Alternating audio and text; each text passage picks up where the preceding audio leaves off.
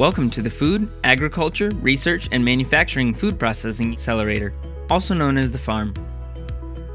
In the next few minutes, you will see what the West Michigan Food Processing Association and its partners have envisioned since the early days of their focus on growing the food processing sector in West Michigan. So let's take a look as we go down on the farm.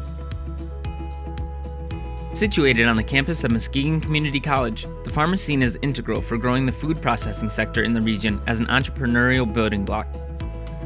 It represents a collective effort to bring venture capital funds to new entrepreneurs in the West Michigan region, link college students from both Michigan State University and Muskegon Community College together with entrepreneurs, and it's a one-stop shop of resources for entrepreneurs to take new innovations and technologies to commercialization.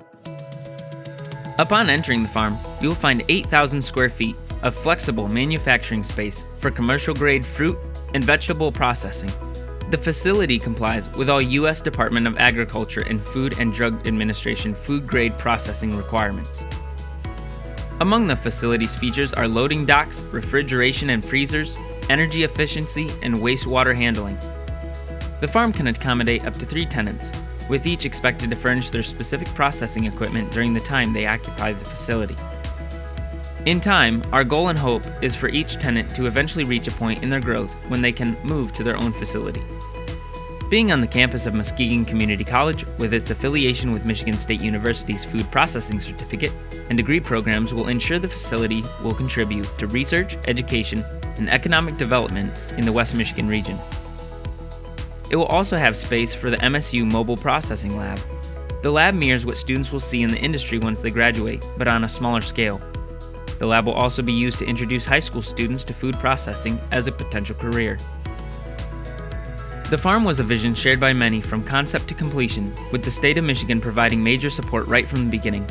Construction, led by John Grace Construction, occurred right in the middle of the COVID-19 pandemic.